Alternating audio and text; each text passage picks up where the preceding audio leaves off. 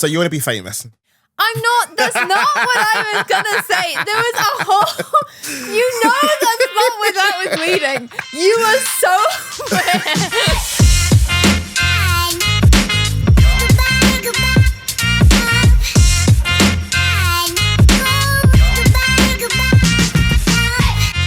Hello and welcome to the Process Podcast. Insert intro here for the classic intro that I always do all the time, obviously, because I've rehearsed an intro. What I have rehearsed is getting, that's a bad way of phrasing it, what I have rehearsed is getting good guests all the time, because you can rehearse that. That makes sense. That's logical. Yes, today I am joined by Georgie. Hello. Hi. How are we doing? He says knowingly. For context, I am over an hour late, and I came in just ready to scream today, and then ranted for a while before we started this. So I'm doing amazing. I've just had like the best day ever. This puts us, I mean, like this, surprisingly, this is often unhinged and chaotic, my podcast. So what, you? Chaotic? Never. This is not like, clearly Kayla's the chaotic one. I'm the regularly sane one all the time. Exactly. I feel like you're both at a certain level of chaos. You kind of balance, you just level each other out. We're different kinds of chaos. Kayla's almost more upfront about the chaos. I won't say got hidden chaos, but I am, we've each got our levels of chaos. It's not quite hidden. No. I mean, I look around my room and it's like, the chaos is not hidden. The chaos is very clear to see, etc. But the way I like to start these things is often going over like how did we first meet, etc. Given a fair few of the podcasts I've done, I feel like ours is a relatively easy one. I feel like I first met you at Process. No, you didn't. Ooh.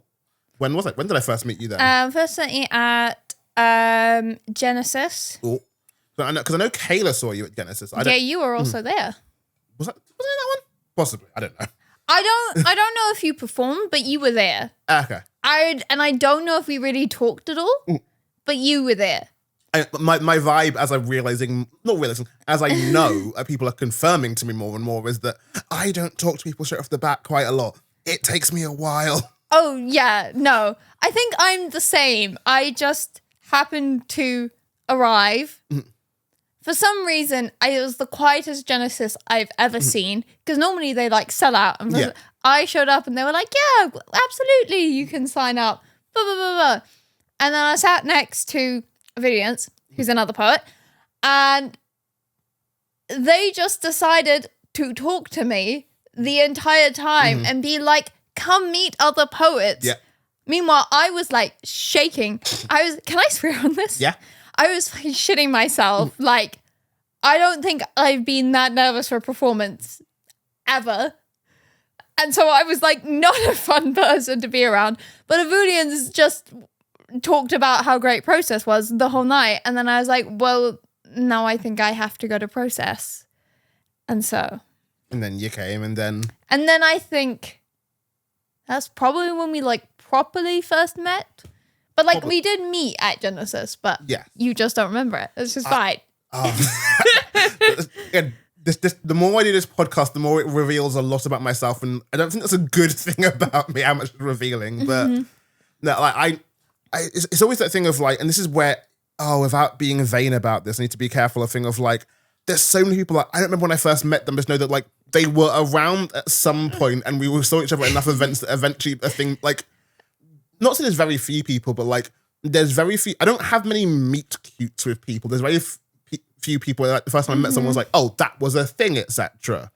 Yeah, it's. I guess also in poetry that it's like at a certain point, you just sort of see people around enough, and then you're like, okay, I guess we're not friends is the wrong word, but like acquaintances or like poetry.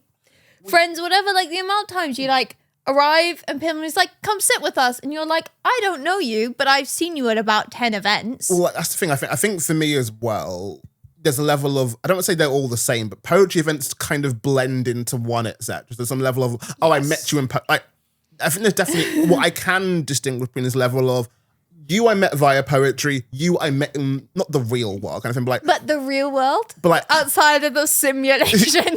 outside of the simulation that is poetry, but you're like, yes, I like that distinction. I'm better at. For example, like I know that I met Ellie, and like, and this is not even the real world, this is a poetry world thing, but like I know I met Ellie properly, like in Birmingham at a different event there, kind of thing. I was like, oh, this was a very different to my regular routine thing. I think when it's like my routine thing of like, I go to these nights all the time, etc. I'm meeting the people a lot at some level of like, they all become the same night unless something is different. But that's tangents and what's that's not. neither here nor there. What we are going to be here and there in is going into timelines. This is my first section where we go over a person's past, present, and future in their creative fields.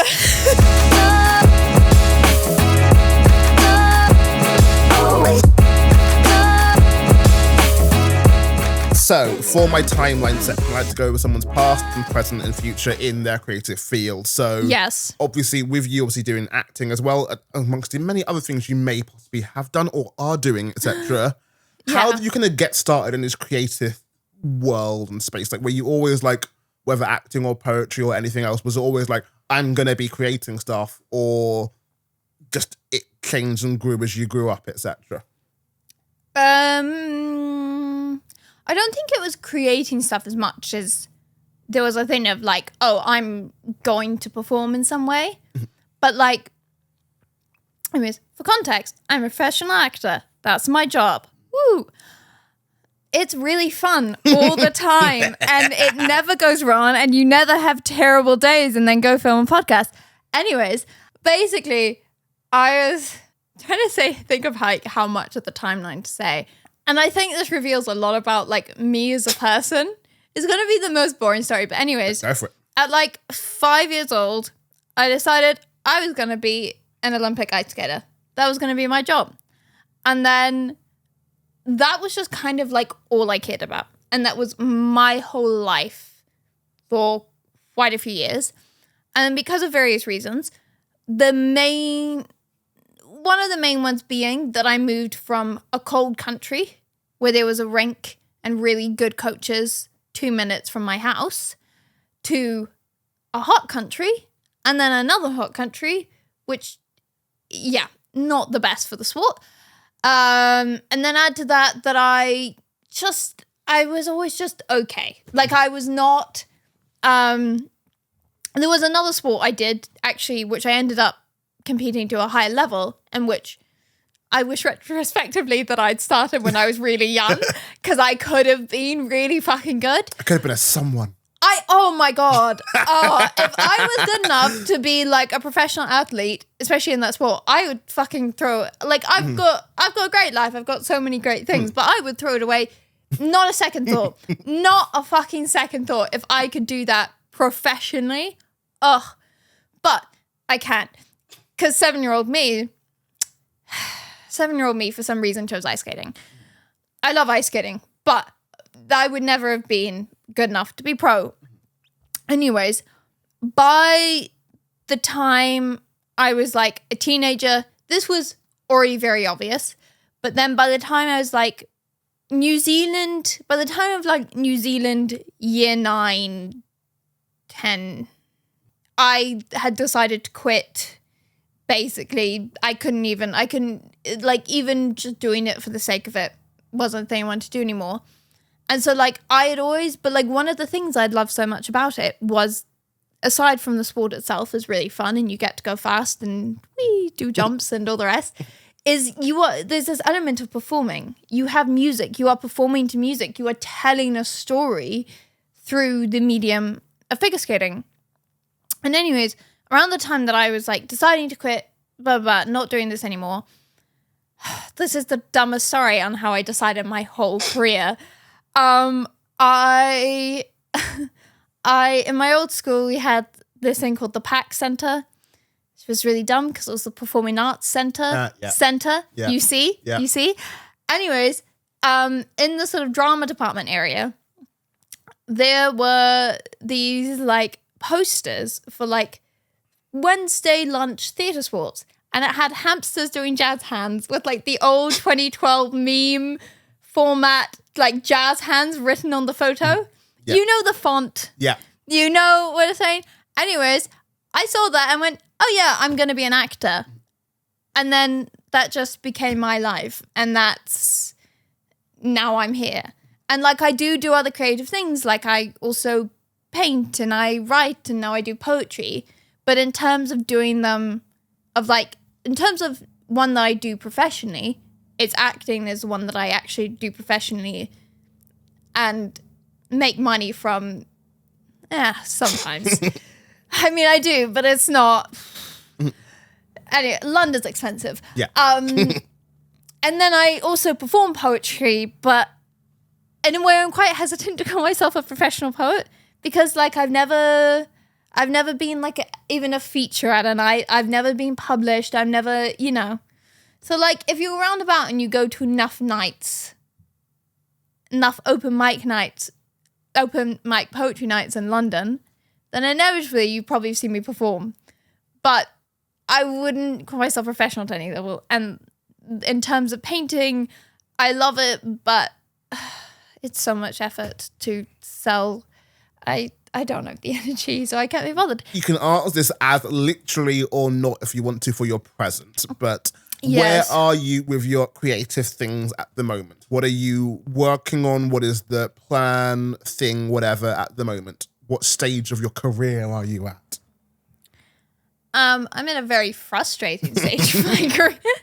Yeah. I tell you that much. Or maybe it's just a very frustrating day. But I think it's kind of the same for both my poetry and my acting, which I love poetry, but it's never my main focus. Yeah. It's very often for me, I'm like, oh, I haven't had a chance to perform or do any performance. I'm like, oh, there's a poetry night. Great. I also get to bring shit that I wrote. This is fun. But I don't know. I'm very much in the stage of I'm doing things, I'm working towards things are happening, but then suddenly they're not. And then, oh, maybe this thing's happening, and then suddenly it's not. I'm in this very frustrating baby stage of I'm not oh, this is all new, I don't know what I'm doing. But also, I feel like I'm just knocking at a door. Mm-hmm. I'm just continually knocking at a door. And maybe it opens a little bit, but never quite fully. And it's very frustrating and annoying. And it pisses me off so much. But anyways, that's what my present is. My present is I'm working, I'm getting there, things are happening. I hope I can someday look back on this and be like, don't worry, it all worked out afterwards. But it's sort of it's very hard because I think also because I recently just sort of had a birthday, which birthdays are fine, whatever. Yeah. But they always make you think about your age. Taking stock, etc., of where things are, yeah, etc. What have I done with my life up to this point? And then you're like, oh God, I thought I would have done all these things. And what have I done? Even just thinking back in this year, I'm like, what? Not much. Yeah, so that's my present.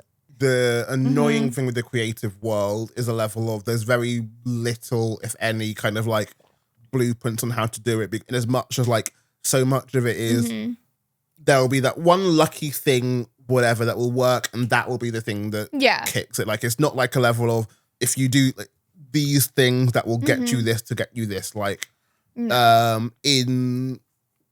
it's not as straightforward as level of, I know that when I was coming up and doing media stuff, and I was like, no, actually, this is actually kind of a perfect example. Coming up doing media stuff, there was that level of, throughout all of university, the kind of thing that was ingrained into you was, you're probably going to start off being a runner, getting teased people, etc., on a set, etc. That was going to be the thing you're doing. And that was almost so ingrained into us from the start. I was cool. Yeah. This is the pathway, and even with that level of you have to be a really good runner to then get into the next room, etc., and do all of that stuff. Yes. And then I came out of uni, and a friend of a friend got me into a video editing place, and I skipped running completely and never did it. And it's oh, so that's all bullshit. And it is this level of this like, yeah, no, actually it's about being in the right room at the right time or with the right people. And like, oh, that's all of it. Okay, fair enough then. Yeah, it absolutely is. It's just about being like the right person in the right place at the right time. It's like half the jobs I've gotten are because I did one job and then they liked me and then they're like, oh, hey, you're doing this other project. Yeah. I think she'd be really good. You should bring her in. It's like, it is all who you know. Or like the amount of times you like an actor, you audition for stuff, you don't get the part for whatever reason. 99% of the time, it has nothing to do with you. Sometimes it really does. And then you get like an email 3 months later being like, hi, we've got a new project coming in. Yeah. You want to audition again? And it's like, yeah, absolutely. And like it's who you know, it's who you meet, which is frustrating because you can't teach that. No school can teach that. No, like nothing can help you out with that. But that's just what it is and how it works. And like the teaching part of it, if anything, comes into that thing of like, so similar to how I got into my job, the thing of like, there's no way to teach you how to open the doors. But the challenge thing is, once that door is open, you need a talent to stay there, etc. And I think that's where it comes into it. Like, I got into my job as a friend of a friend, but that thing of like, when I got through that door, they're like, oh shit, he's good. Okay, he stays, etc. kind of thing. And I think there's that side of it, which is like, that's the only comforting side of things of like, once the door opens, I can stay in here kind of thing. It's just waiting for that door to open. But like, that's the... That, like, with that goes down into my future section of this of like, what is the goal, dream for you future-wise? Obviously, it's, again, acting seems to be the main professional job. So like, we're looking at acting being the full-time thing going forward. With that, A, what would that ideally look like? And B, with it being a vaguely-esque poetry podcast thing, like, is poetry just the fun thing that will eventually stop down, etc.? Or is it a thing that you think would carry on in some way, / are there other things you want to do with poetry as well? I mean, I don't plan on stopping anything, really, ever, you know, like, I'm not, in terms of acting, I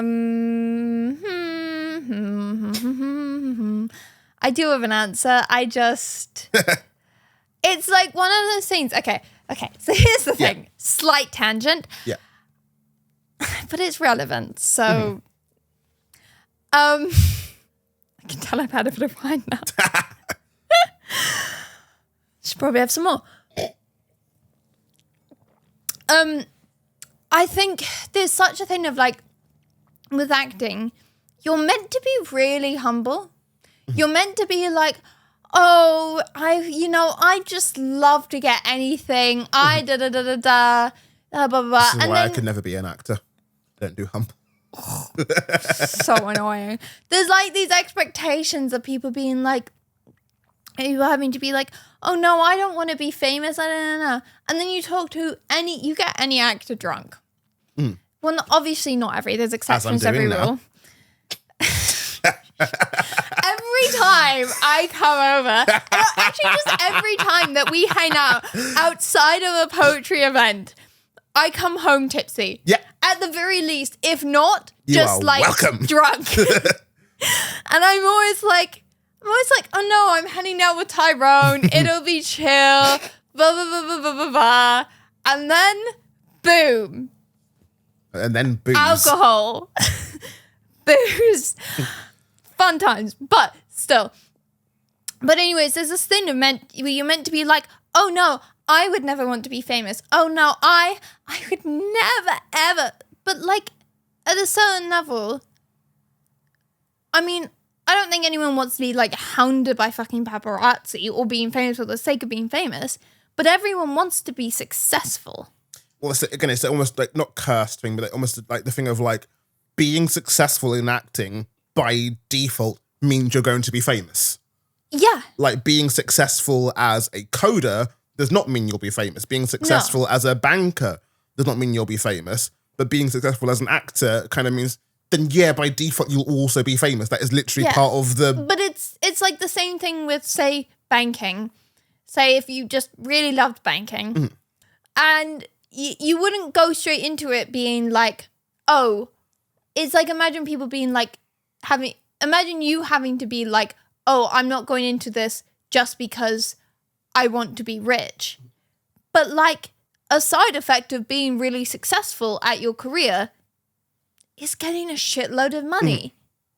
It's like part of it, which, you know, is not the type of thing to complain about. There's many things to complain about with banks and the institute. Anyway, let's. So you want to be famous? I'm not. That's not what I was gonna say. There was a whole. You know that's not where that was leading. You were so aware that is not where that was leading. But anyways, the point I want to say in the future for my acting is that I know I've come to terms with like all my very close friends and like my family and stuff have known this for a very long time. But like I don't just want to be like doing regional theatre. Great, love it, amazing. But I don't want to just be doing regional theatre and fringe and bit parts in films for my like. I want to be fucking good. I want to be fucking great. I want to be at the top of my game. Of course, I want to get lead roles in films. I want to work with the best directors that are working right now. I want to be on the fucking. I want to be Juliet at the RSC. I want to be at the National.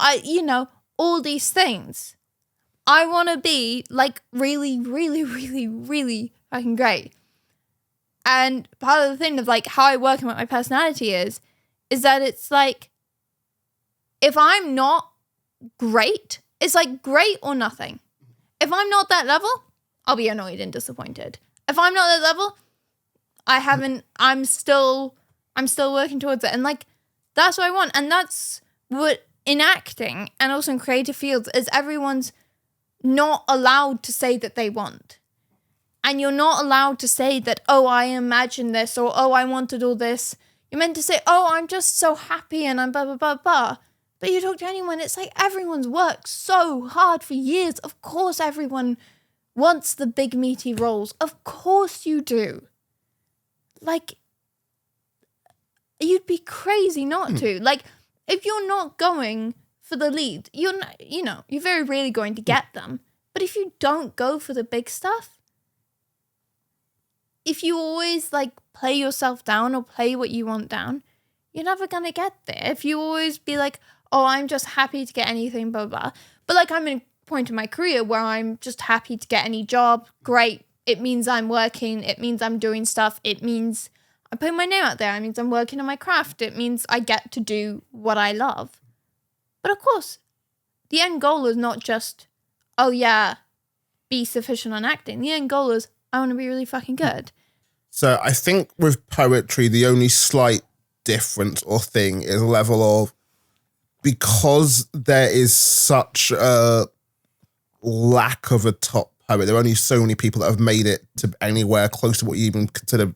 A top poet is a whole weird thing in and of itself, but like, I just had a name in my mind. But like, there's not that many people like outside of your K Tempest, etc. And everything. There's not that many poets to make it like take K Tempest, Holly McNish, etc. I thought of K Tempest is like people who love theatre, people who love poetry, people who love writing will know who they are. Yeah, but like, I think with a lot of poetry things, I think given the landscape of poetry and a lot of these, especially these kind of creative jobs, not even because I think poetry compared to theatre is also a different level of creative job. Like, there's definitely a vibe of poetry of like, if I can make a living out of doing this, that's enough. Because that is the challenge. So like, that is incredibly hard. So I think that's a slight difference in terms of the whole like being the best, etc. I think in poetry, there's some level of making a career out of it is enough.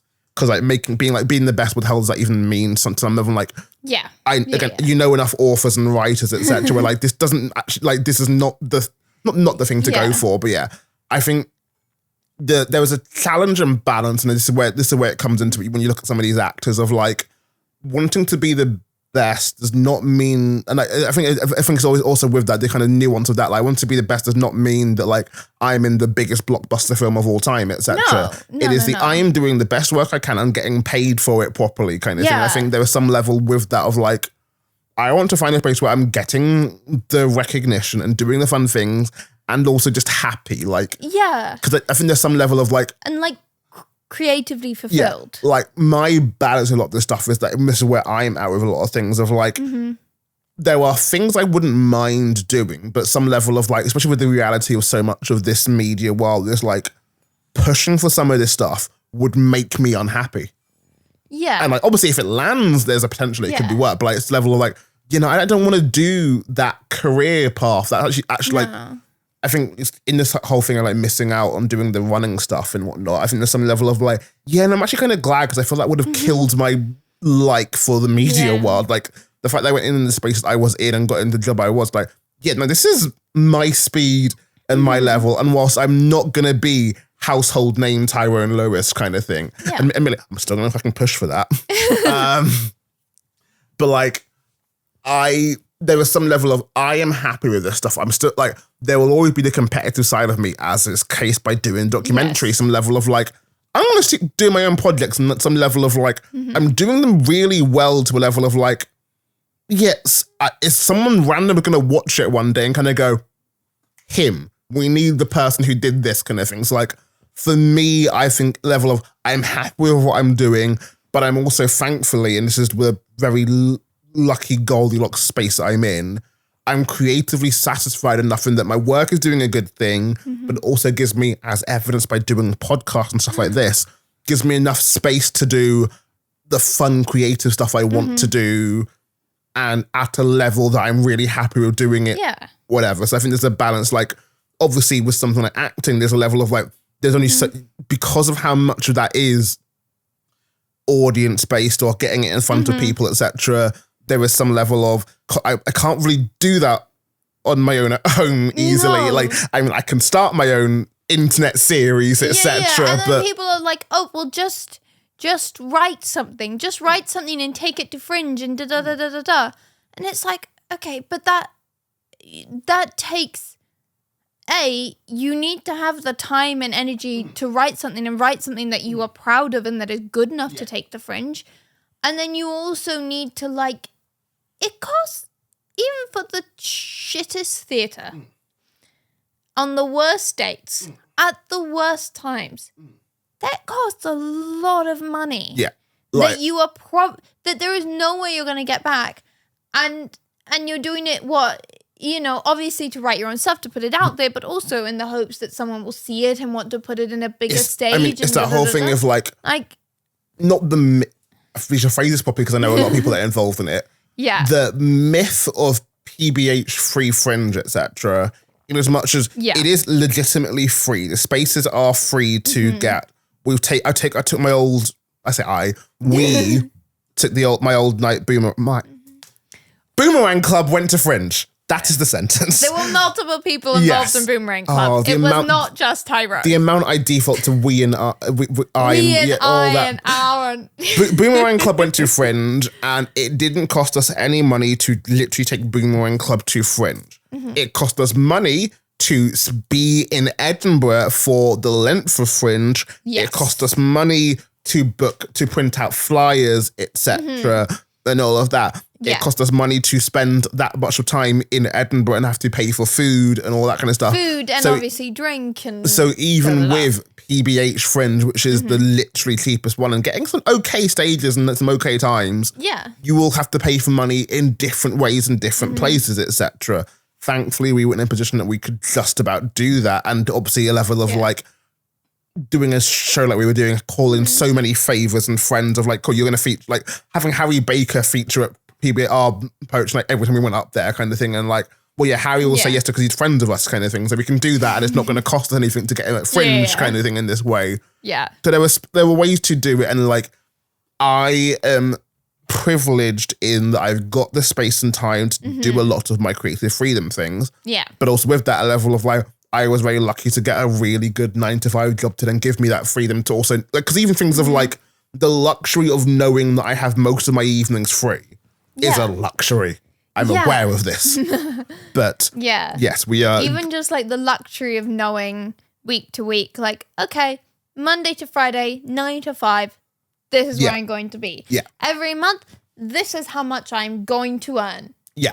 And maybe, I'll do this extra thing and this thing, and that'll cost more and more. But like there's a level of consistency and stability that is very hard to find in creative careers. And I mean, I think for me, like, I'm not someone that's like, oh my God, I have to win an Oscar. I want to win an Academy. Like, I don't care. I'd love it, but I don't need it kind of thing. Sure. I wouldn't say no. I definitely would not say no. But like, I don't need it. But you want to work. I want to. Just an Emmy is fine. An Emmy is fine. A Tony. I could take even an Olivier. But like, MTV Movie Award. Sure. Kids' Choice. Honestly, Sorry. I'm going off. Yes, but also yes, like there's all that stuff is like, oh yes, it's nice, and like yes, like I'm a person who loves fashion, loves dressing up and all the rest. And so like obviously there's a part of you that's like, oh yeah, I want to be on the red carpet wearing that dress. Yeah. But also if I don't ever do that, yeah. It feels like a very long tangent we got onto. On that note, we are now going to move into our next section called Let's Talk About.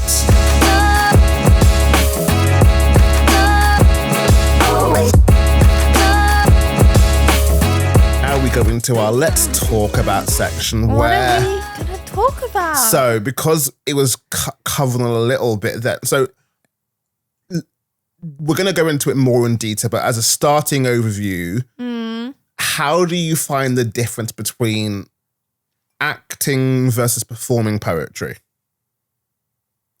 In terms of just from a basic performance standpoint, there's a very different style. Poetry has a very specific style, which sometimes means people end up performing in like poetry voice. Which you know exactly what that is. Which is like, it's fine. It's just sometimes if you're listening to like a 5-minute poem all in poetry voice, by the end it's like it becomes a bit monotone. Same as if everyone's performing something really quietly for 5 minutes. By the end you're like a little bit of variety. But some people take poetry very, very seriously, and some people don't. And that's kind of the fun of it, is you get such a wide variety of people. But anywho, from a pure performance standpoint, I find that that's not the word I want, but poetry is much more like, not melodramatic, but like a bit more performative in how you're performing it. There's a bit more showing, not telling. Because of the language that you're using. Whereas, like, if I was on theatre in a play, it'd be much more, I would have a lot more time to rehearse. And, when I show up to poetry nights, it's very often you've just had a long day, you're tired, all the rest. This is not like I'm working, because, like, when I work, I'm, like, so focused. So, like, say when I'm in play, I don't drink at all. I do like a 2-hour warm up sometimes, some days, if I'm like, no, this is what I need. And I will hold myself to that discipline. With poetry, I do not have any discipline whatsoever. It's like something on theatre, and especially on stage, it's like much more naturalistic. It's much more, do you believe me? I'm the character. What do I want? What are my objectives? Da, da, da. Whereas poetry is much more, it's storytelling. You're guiding someone through a story. It's like being a narrator. And so, yes, from a performance standpoint, you still want it to be believable and naturalistic, but there is something of like, you're emphasizing words in a way that you wouldn't if it was a piece of dialogue or text in the middle of a conversation. There's a performative aspect. There's I am on stage, I am now performing that you don't get with other things, because it's like there's broken that fourth wall. I am on stage, I am now performing. I'm not playing a character. Even if, like, I think everyone does it. Like, with poetry, nothing's ever 100% accurate. Like even if it's based on your experiences, you fudge things around a little because it makes more sense for the story and the whatever else. But it's like, it's still like, this is from me. I am performing. I am telling you a story. So here's a. So to go into this now, because I'm now curious now. Obviously, like, whilst I do overall agree with that, there's also still a level of like, at least from my experience and some of the things I taught to a level of like, so much of watching poetry is, oh, that didn't feel like that person was being authentic, etc. No. So there's a wonderful balance of like, you're performing, also you still need to be you, whereas when you're performing in acting wise and doing acting, a level of like, what should be naturalistic, a thing of like, I'm naturally not the person I am, which is almost inherently performing. And I love that balance of doing that side of things. And like, because there'll be so much of poetry, I think there was a vibe of, oh, it doesn't feel like that's your poem sometimes, etc. And I think that comes across sometimes like, you're playing a part here. Yeah, this is different from just performing it. Like I don't know, sometimes I feel like, you know, a lot of people have like their political poem, which very often you listen to them and you're like, oh shit, fucking great, love this. But other times it feels like people are doing a political poem because people love political poems and political poems do really well, and they saw someone else do a political poem that made them really like, brah. And it feels like they're sort of, it doesn't feel as authentic to them. And just like, I think I've also done a lot of poems that, looking back, were they that authentic to me? It's like, ish. Authentic in what way? Authentic in what way? And just like, I mean, it's like, did I do this poem because it was something I really wanted to write? Or did I do this poem because, oh, this will be a good poem. People like this type of poem. I should have this type of poem in my arsenal. And then, but with those poems, I don't think I've ever really, maybe once or twice, but I haven't like performed them as much. But it's certainly a thing of like, I write that and then I look back on my writing and halfway through I get bored because I'm like, this feels like I'm playing a part. But like on a slightly more technical note, like, I guess for me it's different because like acting is my job and being able to be authentic and naturalistic and believable on a stage. I've done that for many years. I've trained very hard at that. So it's not something I have to work on. But when you're watching an actor, say in a play, in theatre, or in a film, or a TV show, or the website, literally whatever, the best performances are the ones where you just believe them. You're like, this is this person. I buy that they are this person doing this thing. You're not like, the second when you're like, oh, this actor's doing a really good job. Oh, wow, they're doing a great job at acting. It's like you're pulled out of it. Like my favorite performances are always the ones where you walk away halfway through, you forget that they're acting. Like this could be a documentary. Is it a documentary with cars blowing up and spaceships and whatever? Yeah, but you're like, oh no, I buy that they are doing this, that's just them doing this crazy thing. Not that, oh my God, wow, their acting is really good. Like the second you think about their acting, the second there's like something in there that's not 100% believable and that you're not 100% buying about whatever they did. But the second you're like, even if they're playing characters that are very different from them, the second you're like, oh yeah, I buy them in this part. And then sometimes it comes down to technical things like vocally or the way they're standing or how the movement is or you know, all sorts of like, there's so many technical things, which is just frankly kind of like, it's interesting, but also kind of boring to go into. Whereas poetry for me, it has a performative style also because of the language. It's heightened language. And so you feel like your performance has to match that. And if it doesn't, it can feel like you're letting the words down a bit. And if someone feels inauthentic, 9 times out of 10 when I'm watching poetry, it comes from they're not used to, they're either not used to being on stage, and you can tell they're not used to being on stage, they're not used to performing, And so instead of just breathing and running with it and letting yourself relax and letting the words you've written doing the work and trusting what you've written, there's a little bit of like overcompensating from a performance aspect. Or like B, they've performed it 20 million times. They've fallen into a routine of how they do it. They've performed 20 million times. They did it this way the first time and it really worked and people really liked it. And so they keep doing it. And because like professional actors perform same often, like especially like with musicals, they're like, no, you perform this line in this way. But you train for years. You work for years. Like this is your craft, your job, to be able to perform that line the same way every time and still make it fresh and still make it believable. There's so many techniques and all the rest that different people use. But poets don't have those and poets don't use those. And if a poet has been doing a poem for years and years and years and years, which might even just be 1 year, but they performed it so many times and then they just fall into the rhythm of that is the only way they can perform it. But they're no longer in that headspace. They no longer want to perform it that way.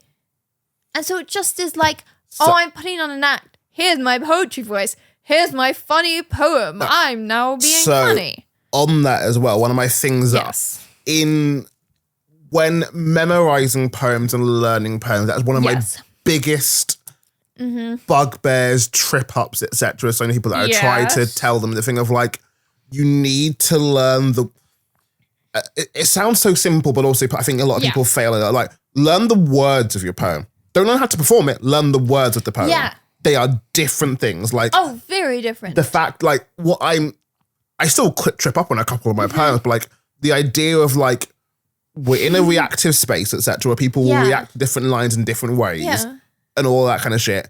And when someone says something, if you can't get back into your poem, you don't know your poem. You know this one rehearsed performance, not the poem. I'm not saying like that is a thing you should never do. I just challenge you, try and do like, more than that. Words automatically, especially with poetry, there's an automatic rhythm. Yeah. You might be like, I really want to take a big long pause here every time.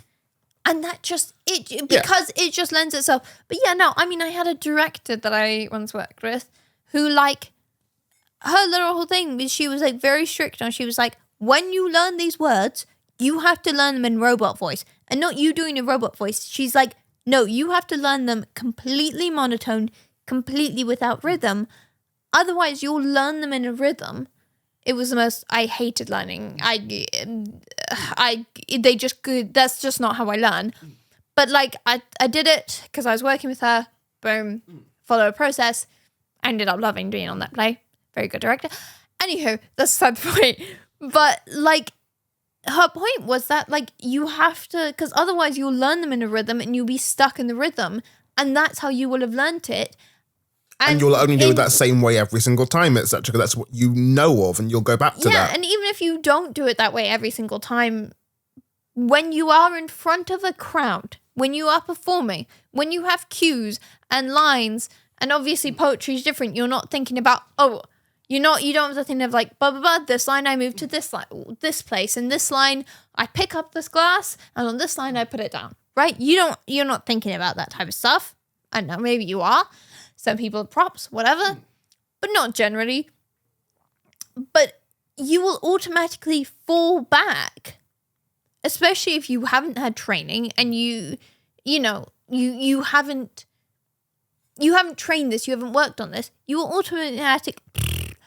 automatically fall back into the rhythm of, this is how I originally learnt this thing, and you won't be able to stay present and you won't be able to stay in the moment.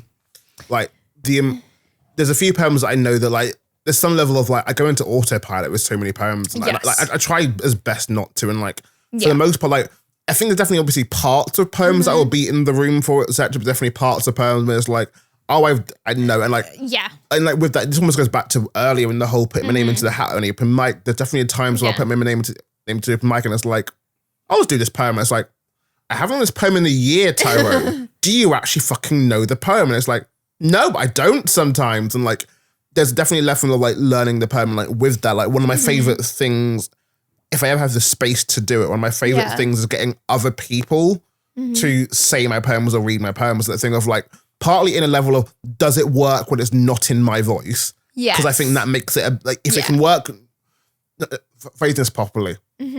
If the words can work well enough without my voice, they're good words. I think my voice enhances them, etc. But if they can work without my voice, they're good words, and that is something. Whereas, like, if you give it someone, like, and like, there will always be outliers and things of like, this is said written in a specific way because your accent says it this way, or whatever, or you just got your musicality of your voice lends to it in the right way. Like, I can't do that thing that you're doing with your accent or your voice. So there's some parts of it is like, yeah, no, that joke does not make sense if I say it, or I can't convincingly say bruv in the way that you say bruv, kind of thing, etc. No. There'll always be those little parts that like, no, this is a you poem versus a me poem. But like, I think it's always good to say, either have someone else say your poem, or at the very least, do your poem happy and then do it sad. And make sure you know that it sounds different each way, and like having that level of like, there'll be nights when, the audience is feeling the good vibes and we're going to be upbeat about it, or nights when like, the audience is going to laugh at nothing. They're not going to give a reaction. It's not that they're not liking it. They're just, the energy is just not there. The audience, which is fine. The audience they're British. Are just... I mean, that too. I was going to say the audience are just going through it. Sometimes you get up there and you're like, sometimes you get to nights and you're like, everyone has had a very long day today. And you can just tell. And people, it doesn't mean that people aren't listening or people aren't in it, but it's just, because one of the great things about poetry is that you often have like immediate feedback on how you're doing, which you don't really have with many other performance mediums, especially in England. Well, on the whole, let's talk about ideas of things. Yes, we're more talking. Sorry. As a kind of like wrapping up this section, I guess we've already kind of gone over the differences between poetry performances and acting performances, etc. Like, can I just say one more thing in that before we completely move on? In that, I think we sort of covered it, but just like to wrap up, it's like so much of the time when we find poetry performances inauthentic, very often it doesn't actually have much to do with the words. It's that people are on autopilot on the stage, whether it's because it's their first time performing, they're not used to it, or they've performed this a million times and da-da-da-da. But it's sort of that thing of like not being present and not being in the moment, which is kind of like the fucking hardest part of any performing. And what people spend years and years and years and years working on. With poetry, you can have no experience, never done this before, and suddenly, boom, you're performing. And some people know how to do it right away, and other people, it's like a thing they learn. Or a thing, they learn. Well, on that, so like one of my favourite workshops / things that I will always remember, and I say workshops, like it was a one-off thing, but like when John Berkovich was doing a guest tutor session at the Roundhouse, it was like a week before our showcase or whatever. It might have been like 2, but it was close to the showcase, and we were practicing for the showcase and that's what we're going to do. And one of his big things was like, rather than going through like performance techniques, etc., anything like that, it was always like, literally going through us one by one, asking, why are you performing that poem? Yeah. Why that poem, and what do you want people to get from that poem? Yeah. And kind of drilling into something of like, just think about that and level of, if you want them to feel this way, okay, cool. How are you doing that within the poem? Like, obviously, you've written a lot of it, which is the words are helping, but like, what are you doing performance-wise to convey that, to help that section? And I think there's a lot of the time when people will perform stuff without thinking of what they want the audience to get from it, or what they want, and that kind of thing. I think there's a level of just like, oh yeah, I'm like, I think there's such a focus on I want to perform for the serotonin booster sector or whatever for being on stage. Yeah. The thing like, you perform to an audience. The audience are listening. What do you want the audience to take away from this? Like, as much as you're getting the serotonin boost, this is not a one-way street. What are they getting out of it? It's very true. And because, like, if I was playing a character, I'd be like, what does my character want? What is my objective? What am I trying to get the other person to do? But because you're performing poetry, you don't really think about that. And I think also because a lot of poets are primarily writers. Some are primarily performers, not writers, as I am. But a lot are primarily writers, not performers. And writers are not known for being natural born performers. Some are, but some, it takes more time and effort and work because a lot of people in the poetry scene are like very introverted people, which it just comes with like, to write poetry, you have to sit down and think and really like be in your own space. And a lot of the people who do that and who enjoy doing that are much more introverted, which means that then when they're performing, it's like it's a whole different like thing. Which, obviously that if people have done it again and again and again, it becomes less of a thing. But it's like, if they're not used to it, it's you can feel that they're like, I don't know what to do with all this. I don't know how to do this. Or you can feel that they want you to feel a certain way, but it's sort of like with the way they're saying the words, you're like, well, no, that's not really like the vibe I'm getting across. But then again, sometimes people perform the first time, and because they've never done it before, they just sort of like say the words from their heart, and you're like, lovely. There's an intentionality that I think sometimes people are missing with poetry performances, in as much as like, and I think I think it depends on the poetry type, but as much as like, almost ironically going back to what you said earlier, level of like, I think with the political poems, the intentionality is more obvious because there's a level, there's a political point I'm trying to make. Yes. I think and where it comes into it most is generalizing. I'm prefacing this with generalizing. Yes. With the more... I feel like we've done a lot of generalizing. For sure. But like with the more like traumatic or mental health stuff, etc.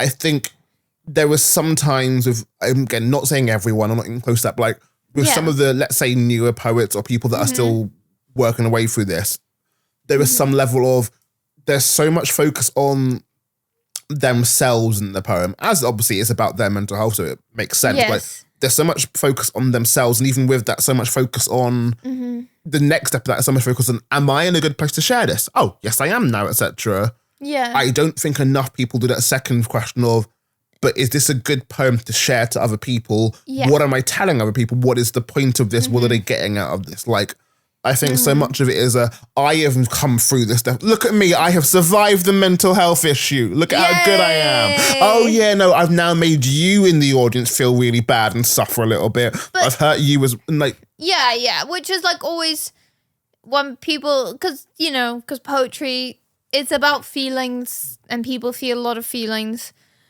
And, very often people who, I don't know. It's not even, I was going to say people who like struggle with mental health end up becoming poets, because that's not true. It's just that there's a lot of mental health poems just because people struggle with mental health and they have feelings, and it's a great way to talk about your feelings, a great way to express yourself. Great. But sometimes, very often when I've gone through like my worst periods of how I'm feeling the worst, and then I look back on those poems and I'm just reading it through and I'm like, this is just a lot of feelings, and it's just, in a way, for me, it's too raw. Like, it makes me feel uncomfortable reading back on it because I come across as so sad or so angry or so bitter for like, and I'm like, the best ones for me are when I'm reflecting back on how I felt and I can have some space and some consideration. Whereas the ones I write in the moment, I'm like, fuck, this is intense. Just to wrap up this section, I guess, not quite changing as the subject, but a little wrapping bit, yes. up, like, with all that has been said and all that we've discussed over, for you, have there been things from acting you've taken to your poetry or vice versa? I mean, okay, like, and this sort of, I know we're moving on, but this sort of ties back to the last point, but like, I guess something from acting that I took to poetry, and that it's like, common thing in acting, when you first do acting, is you see all these things about best performances in acting, and it shows an actor absolutely losing this shit and getting so mad, or someone breaking down crying and blah, blah, blah, blah, blah. Which, hey, sometimes it can be great. Sometimes it's not. Anywho, sometimes it's not my personal. Whatever, sometimes it is. Besides the point. Anywho, but there's a very common thing to think of, like, oh, to give a good performance, I need to get really, really mad, or I need to get really, really, really, really sad. I need to feel all the things, and I need to let you know that I'm feeling all the things. But one of the most important things you learn is you have to leave room for the audience. The audience will, it's same as like watching people scream and yell at each other. It pulls you out of it. Because suddenly you're sitting there thinking, oh my God, I'm uncomfortable. This is too real. This is too raw. Same as like, watching people have a fight in a TV show or movie or whatever can be great and entertaining and amazing. Love it. If you are sitting at a restaurant and suddenly people have a screaming match, actually fucking losing their shit at each other, it is extremely uncomfortable. It is, why am I here? Why am I watching this? This feels private. I should not be here. So you have to leave room for the audience. Because if you are doing your job well, and it's written well, and it's directed well, if everyone's doing their job, the audience will feel whatever you want to feel. They will fill the gaps. Someone screaming at you, losing their voice for an hour, is not pleasant to watch. It's just uncomfortable. And I think there's that same thing that we sort of mentioned about in poetry of like knowing to leave room for the audience, knowing when I should leave gaps, not because I'm like, ooh, this is a good line, blah, blah, blah, blah, but because it's like, no, I need to leave room for this to sit. I need to leave, when I studied poetry at my drama school, one of the big reasons that we went through this is that it's like with poetry, you have to be slow. You have to take your time saying the lines because there's so much less words. The lines are so much smaller. So every word and every line counts in a way that if you're doing a naturalistic piece, obviously every line and every word counts. But you're talking at your speed and you've got cues and you've got to say this down, blah, blah, blah, blah. Poetry, it's just like, take your fucking time. Leave the pauses, let the words sink in, let them enjoy the words. And so I think that's something from acting that I've definitely taken in poetry. And obviously in some poems, there's bits where you're like, no, I want to go fast. I want to have the build up. I want to boom. Pause. Let it sit. But you have to leave room for the audience. You're telling the story, you're taking them on a journey. You have to take them on that journey with you. So I think my acting comes into my poetry all the time because it's a type of performance and it's like what I do. And so it comes in without me even thinking about it. I'm like, oh no, I did this because of it's this technical thing and that because of this, da, da, da, da. But in terms of like how poetry comes into my acting, I mean, it comes in because I like performing and it's a type of performing. And I guess it comes in because it's a type of writing. But it feels, because of the type of language, because of the type of like heightened language, it feels like acting crosses more over into poetry than poetry crosses over into acting. Because like 99% of the time with acting, I don't pick the words I'm going to say. I have really not much choice in them. And so I've got to sell them. Whereas poetry, I'm selling these words because I wrote them and I like them and I think they're fucking good and I believe in them. Where sometimes acting, you're like, okay, how am I gonna make this believable? You're like, this is not the best, but it's my job to sell it and my job to make you buy what I'm doing, so I will do that. Whereas if I believe that about a poem, I'm not gonna go up and perform that. I'm not gonna go up and perform a poem where I'm like, ooh, I don't buy this. It's a very long roundabout way of saying I don't really know. No, does that make sense? That is all good. And with that we've talked about things. There's nothing left to talk about in that sense. Thank God. But oh no. We're now moving into the somehow, some way. Oh, Damn, no, bad reference in my own head. Do it. You have to make it now. You've built it up. Make the reference. Somehow Palpatine returned. Fucking hell. Fucking Star Wars bullshit. But yeah, somehow Palpatine has returned, and somehow we're going to go even more... Somehow we're getting even more chaotic now as we go into our slow fire question.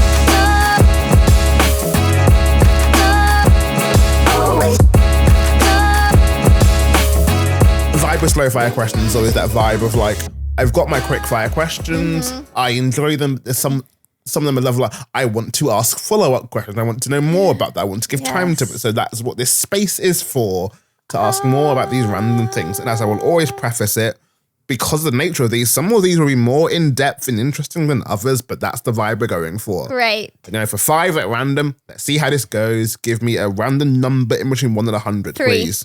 Starting off with then, favourite spoken word night. Process. Why? Obviously, there's so many nights, and I'm glad you're saying process, but why? Why process compared to others? I mean, process feels slightly obligatory to say. Process because half the reason I come to process is I just get to hang out with people and have a good time. B, I mean, obviously that's going to change because you can rule 0. Yeah. Yeah. Yes. But I think there's very much a thing with process of like, it feels like a poet's poetry night. I think is the best way to describe it. It's like, yeah, even when you have first-time performers, it's first-time performers who are like into the poetry scene and have been watching the poetry scene for a while. Whereas, which I really enjoy. I really enjoy that there's a nice level of people who take it seriously and first-timers, and there's a stage which is very fun, and like, I don't know, the vibes are good. And I almost always really enjoy the features, and almost always. I'm going to pick on that after the podcast. Look, I think they just weren't my whatever style of poetry. I will ask and afterwards. They didn't do it for me. But I was like, I appreciate it anyways. I always appreciate poetry because poetry's fucking terrifying. It's terrifying to do and write and go up there. And so even if I'm like, this is not for me, good on you. Go you. Cool. Give me another number, please. I don't want to pick a number. Random numbers between 1 and 100. I can't pick them because between 1 and 172. See, I can't pick them because otherwise it feels very pointed in terms of what ones I pick, which is a whole which is a different level of intense kind of thing. This is like, I hate picking music for anything. Would you call yourself a poet? I mean, it's on my Instagram, but I think that's just because half the people who follow me are like, follow me because they saw me perform at something, and so I'm like, here we go, you can find me now. Yeah, I would because I mean, I feel like you've got to believe in yourself, and you've got to, even if you're not like professional, I don't know what the fuck that means, especially in poetry. Yeah, no. You've got to believe in yourself. You've got to buy it, because if you don't take yourself seriously, who will? If you don't say, no, I'm a poet, who will? Do I consider it my career and job or whatever else, as many people do? No. Yeah, I don't. I definitely feel like that's two different things. Level of like, am I a poet? Yes. Is that my career? No. Like, yeah. Whatever anyone asks me what my career is, I will never say poetry first or poet first. Like, my career is video editing. That's just what pays for my rent. Would I consider myself more of a poet if I had... Would I be... Like, instead of people being like, what do you do? I'm like, I'm an actor. And then it'll be... And then you mention also all the other random odd jobs and things that you do when acting's not coming through. Because, you know, rent is a thing. Annoyingly. Sure. Poetry will not come up there. I'm like... It'll come up and like, oh, what are you doing tonight? I'm going to a poetry event. Oh, you do poetry? I'm like, yeah. I do. It'll be like, oh, you performing your own stuff? I'm like, yep. But I don't know. Am I a poet? I think I would definitely consider myself more of a poet if I had done features or had won slams or had gotten my work published. I still think I am. Yeah, maybe like a baby one. Another random number, please. I don't know, 64. Okay, and we're going for, are you good at replying to texts? No. No, I am so bad. Why are you a bad millennial, Georgie? Because I'm not a millennial. I'm Gen Z. Everyone, especially emoji nights, everyone's like, oh, you're a baby. Oh, you're so young. I am. And I hate tech. I don't hate technology, but anyways, I don't like texting. I'm an in-person thing. I'm a voice note person. Oh, I don't do that. Oh, I know. I've never seen you voice note. No. I'm a voice note person, and that if my friends need to hear a story, they get a 15-minute podcast. But no, I'm just bad at texting because I see it, and then at the time I never have time to reply, and then I'm like, oh, I'll do that when I get home, and then I get too tired, and then I remember a week later that I haven't replied. That's why. I always mean to reply right away and in a timely manner, but it doesn't happen. I think it's sort of thing of like, if I need to know something urgently, if I need to know, okay, what time do I need to be there tonight? Then I will reply because my brain is like, no, you need to know this. But if it's something in a week from now, it's like, no, you don't have time right now. You can reply later.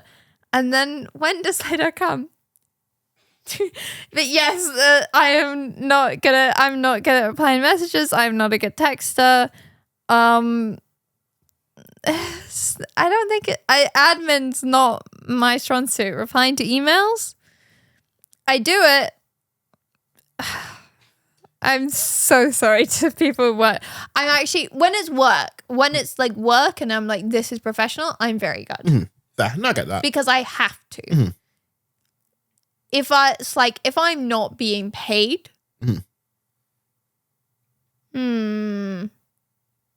less good. Give me another number, please. 98. Difference between friendships and relationships. You've asked me this before. Yes, on quickfire questions. Now you want, but I don't think there's anything more. I think I didn't pick a good number. This is on you. Yeah, Clearly, this is I'm on blameless me. in this. This is why I don't like picking. It's just a vibe. I don't know how deeper to describe it like that. And the same thing is like friendships can turn romantic and romantic relationships can lose a romantic aspect.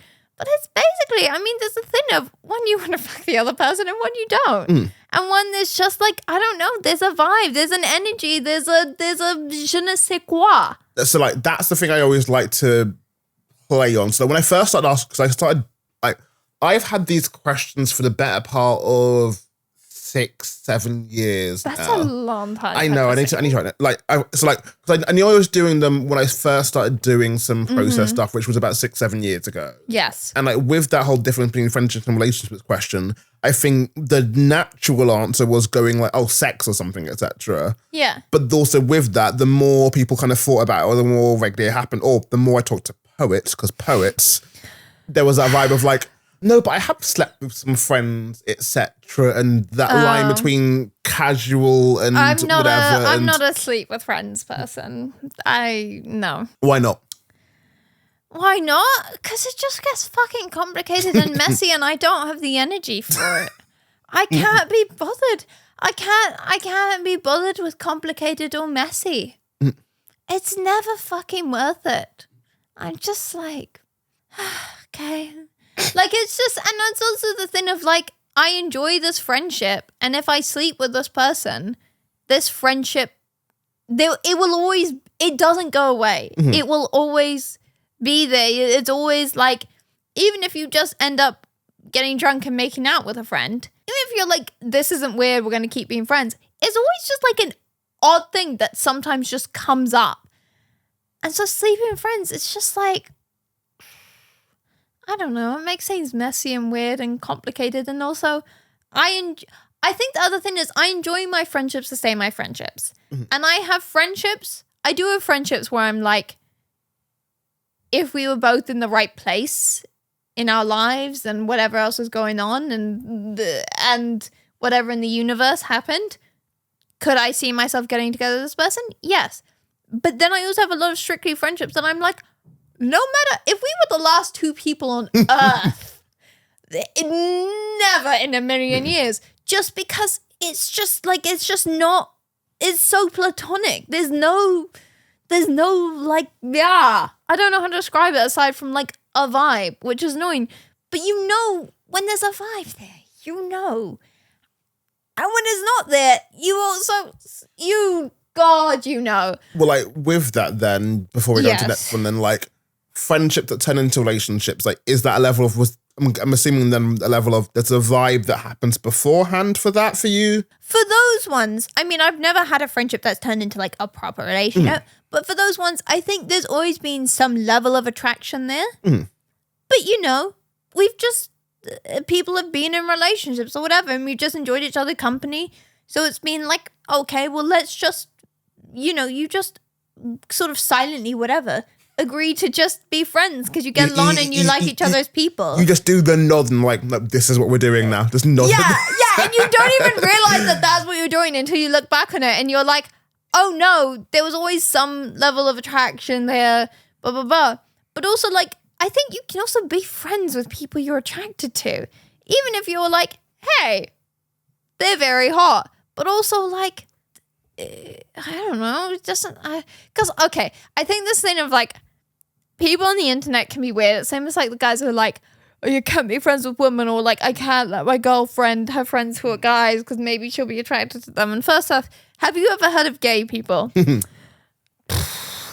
Well, there's so much drama on that. But it's also just like, it's like, so what? So what if someone is friends with someone that they find attractive or whatever? It's about, you have to have enough trust in your partner that they're not going to go there. And just because it's like, oh yeah, they're hot, doesn't mean that somebody wants something more with them. Doesn't mean even that somebody wants something casual with them. Because different personalities, different people, different whatever. It's about, I don't know, trust people you're with. If you can't trust them, why are you with them? Sorry, that's just... I don't know that really answers, but I don't know that answers your question. No, it's, again, all these answers, again, peek behind the curtain as I've noticed I'm starting to say a bit more often, the level of like, that's one of my favorite ones to answer, especially in a quick fire, because the level of like quick fire, people don't have time to think it over. But it's one of my favorite ones to answer because I do feel like of all of these questions, that is the one that feels like it changes most with time, in as much as we're no. Do you mean with people's age in terms of time, or? I do legitimately mean time, in as much as I think that as the years goes on, we are more accepting and welcoming of different kinds of relationships. I'm not saying that everyone is going for them, and this is also the thing that people miss in that, and that I think overall casual relationships are much more accepted. I think polyamorous relationships are much more accepted, etc. I think all these things are much more known, and whilst they're not the mainstream thing, people are more knowing of them.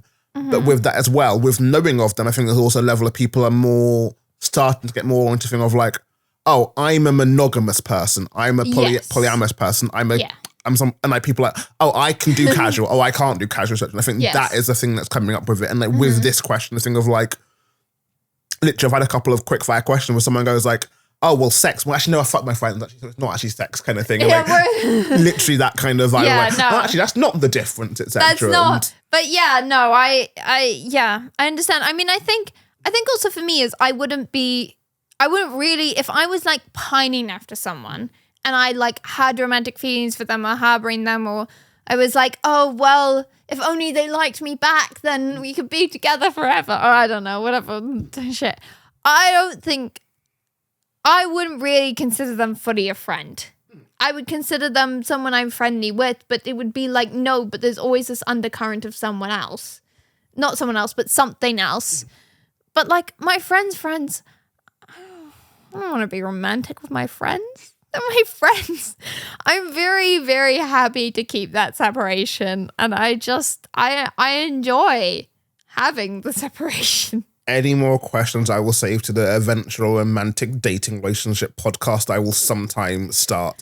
It will be listened to by no one, but I will start it. No, I warn you that if you have me on for that, it will be so boring. It'll be Georgie, the aromantic poet. I'm not aromantic. I'm not aromantic. I'm messing. I'm just not. Give me. I just find dates annoying. Give me another number. 17. 17. They're going for comedy or drama. Both. The best things are dramedies. The best dramas have Hamlet, notorious, very dramatic. Parts of Hamlet are fucking hilarious. There's some really good jokes in there. And I think the best comedies have a hint of drama to them. They have like something to ground them and to, this comes from a real place. So I think the best are both. Some obviously are more comedic, some obviously are more dramatic, but I think the best are not solely one or the other. What's easier for you to do, dramatic stuff or comedic stuff? I can do anything. Please cast me. It's the right answer.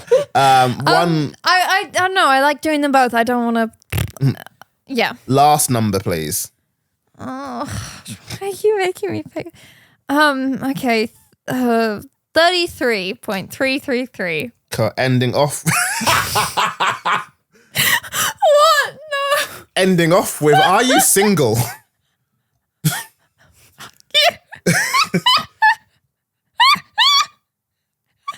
Sorry. Yes. I am single to the point where I recently had like an extended family event and not a single person even asked if I had a relationship. If I was in a relationship, not a single person even asked like, oh, have you got a boyfriend? Have you got a partner? Blah, blah, blah, blah. Like, I am single to the point where my family have given up asking. Right. I'm obligated by nature of hosting to ask follow-up questions. So how much of this would you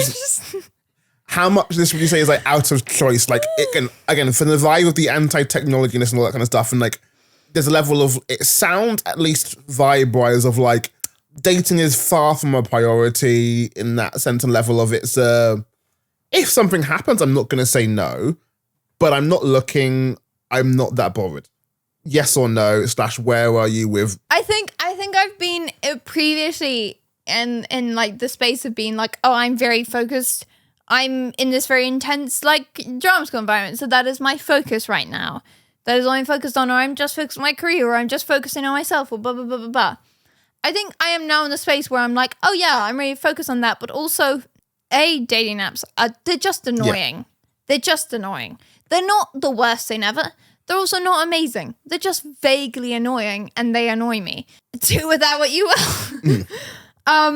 I think I'm a very picky person. I think because I am someone who has sort of been perpetually single, I've been perpetually single because I know what I want, and I have high standards, and I'm not like I can't be bothered settling for something that is not up to the standards of what I want, because I have great friends and I enjoy my own company, and would I rather spend nights with hanging out with someone who's not right versus just I could be doing my own thing. I could be spending this time with me versus I'm spending this time and investing this time and energy into another person. That is just not fucking right. I'm going to cut that off. Like the second I'm like, no, this isn't right. Boom, it's done. And then we both can move on and find whoever is right. And I think it's just sort of a thing of like, because it wasn't, and it's not that now it is suddenly a priority. It's like, but I am much more like, oh yeah, I'm in the space where like, yeah, this is something I would like. But finding dating apps are annoying, and I prefer meeting people authentically, because people from pictures, they're never like, but you can never tell what people are like from profiles versus what they're like in real life. So actually finding people I like, and then that like me back. And also, I think I'm just like, I've got to get to know you first before I'm like, oh, yes or no. So that's just kind of why? It hasn't ended up being anything specific. It's just happened being. I think I also had a phase where I was really bad at getting like really serious crushes on people and then not telling people, and then no one ever really compared to the crush, and then Thankfully, past that. But it was a bad stage. I got some good poems out of it though, so win's a win. But yes, single. No, it's not because. But no, I'm not single because it's solely. I'm going very roundabout in circles here, but you'll figure it out. But I'm not single solely because I'm like, oh, this hasn't been a priority. But it's just like, I have very high standards and I know what I want, and I'm not sort of willing to do something for the sake of it. But also, it's very hard to meet someone. It's very hard to meet people that you connect with. It's even hard to make friends, like real fucking friends that you're like, oh, I really get along with you and connect with you. And then it's like not only friends, but to have that romantic level added to it, it's fucking hard to find those people. And so often you find those people and it's like, oh, you both want different things. You're in different places, but for whatever reason, it doesn't work. Or you find those people and then they don't really feel the same. Or it's just like, it's for things to actually really fucking work is really hard. And also, I guess also I'm just not the type of person that I want to go and fuck my friends. So I'm like a person, I'll do casual go for fun dates, but I'm not casual fuck my friends dates. Does that answer the question? Well, that brings us to the end of the podcast now. Good. So, and I'm going to badly do this because it's hilarious to do this. If you want anyone to find you online, anyone to date you online, how can they find you online, etc.? If you want to hit me up, slide into my DMs, or... That she won't reply to. I will get there. You know what? I'm not that bad. When I am interested in someone romantically, I am much better at replying. Because my brain is like, oh, this is important. You don't want them to think you're not interested. Where can people find you online, Georgie, for the podcast? I'm getting... You said this is chaotic. I'm bringing chaos. Anywho, if you want to slide into my DMs, or you want to publish my work, or you want to, most importantly, cast me in your upcoming project, I'm really good at my job. No, I do believe I'm quite good. Yeah. Anywho, I'm on Spotlight. But I'm on Instagram. My name is Georgie Simson, no P, Simson. Georgie Simson, no P, Simson. And I don't mean literally no P. I've had to say that every time I've had to say my last name for the past 24 years. Anyways, it's just Georgie, Simson. All lowercase Instagram. I think my things like actor, poet. If you follow Tyrone and Process follow me. So mutual follows. But yes, that's how you'll know it's me. And if you message me on Instagram with a job offer,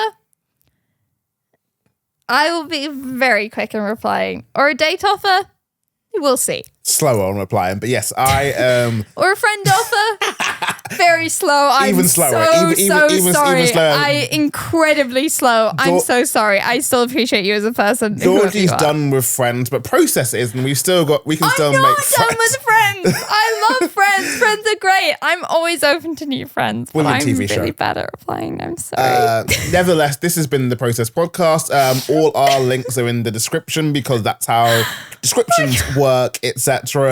And ending this as I like to end all my things clearly, quoting, I'm going to keep calling him a philosopher, even if he's done no philosophy in his life. I say in his life, I don't know what his life has done. Gull. I will quote Gull every time because it's my favourite quote of him. Gull Alton, who I used to run Boomerang with. Okay. I love you all. Now fuck off. Goodbye, everyone. Fuck off. Goodbye.